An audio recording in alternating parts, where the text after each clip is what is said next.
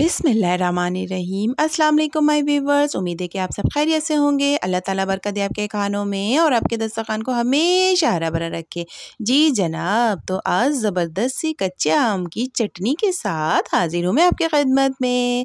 आम जब मार्केट में आते हैं तो सबसे पहले आपको कैरी या कच्चे आम नज़र आते हैं और कच्चे आमों की बनाते हैं हम चटनी ज़बरदस्त सी। अलग अलग तरीके से हर घर पे ये चटनी बनाई जाती है और आम की इस चटनी को खूब इंजॉय करते हैं खानों के साथ। तो आज मैं आपके साथ बहुत ही सिंपल कम इंग्रेडिएंट्स के साथ ये चटनी बनाऊंगी और बहुत ही ज़बरदस्त टेस्ट के साथ। इसके लिए हमें ज़रूरत होगी कच्चे आमों की, जो कि मैंने लिया आधा किलो, और लहसुन का एक बंच लिया है और हरी मिर्चें ली हैं 10 अदद। हरी मिर्चों को कम या ज़्यादा आप अपने टेस्ट के मुताबिक कर सकते हैं। और ये सरसों का तेल है जो कि प्रिजर्वेटिव के तौर पर भी इस्तेमाल होगा। ये मैंने लिया है 5 टेबल स्पून। तो चले स्टार्ट करते हैं। सबसे पहले हम कच्चे आमों की जो ऊपर की लेयर होती है, स्किन होती है, इसको छील लेंगे। लेकिन उससे पहले इसको अच्छी तरह से धो लिया है। कच्चे आमों को धोकर खुश्क करके फिर इसकी स्किन को हम पील ऑफ करेंगे।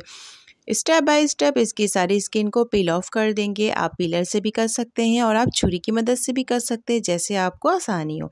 तमाम आमों की स्किन को मैंने रिमूव कर दिया है। अब इसको 4 पीसेस में कट करेंगे। 4 पीसेस में कट करने के बाद जो बीच में इसके अंदर गुठली होती है, उस गुठली को हम निकाल देंगे, क्योंकि उसका हमें कोई काम नहीं है चटनी में, इसको फेंक देंगे।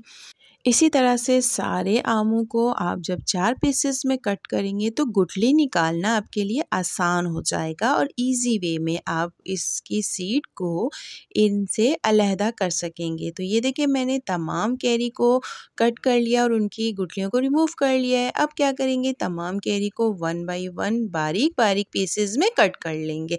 बारीक बारीक पीसेस में कट करने से आपको जब ये आप पीसना स्टार्ट करेंगे चटनी को, तो आपको आसानी हो जाएगी और फटाफट से चटनी भी रेडी हो जाएगी।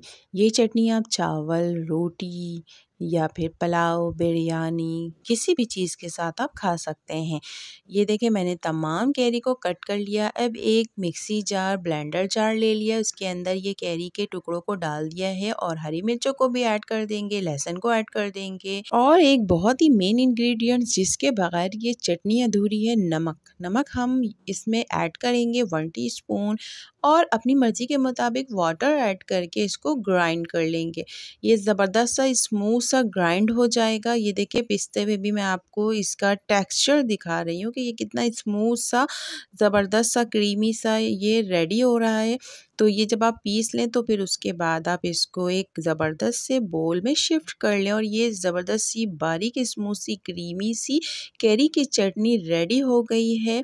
आप इसके ऊपर ऑयल भी डालकर रख सकते हैं, इसको आराम से स्टोर कर सकते हैं या फिर एयर टाइट जार के अंदर रखकर फ्रिज में रख दें और काफ़ी लंबे अरसे तक के लिए आप इसको यूज़ कर सकते हैं। सरसों का तेल एज अ प्रिजर्वेटिव काम करेगा और इस चटनी को ख़राब होने नहीं देगा। तो ये चटनी ऐसी चटनी है कि जब आपके घर पर कोई भी सालन नहीं बना हुआ हो तो आप सिंपली चटनी और रोटी भी आराम से खा सकते हैं। ज़बरदस्त सी वीडियो को लाइक कर दें और अगर अभी तक आपने मेरा चैनल सब्सक्राइब नहीं किया है तो चैनल को फटाफट से सब्सक्राइब कर दें, बेल आइकन को हिट कर दें। और जिन लोगों ने मेरे चैनल को पहले ही सब्सक्राइब किया हुआ उनका तहे दिल से शुक्रिया कि आप लोगों ने मुझे इतना ज़्यादा प्यार दिया और मेरी वीडियोज़ को इतना ज़्यादा पसंद किया।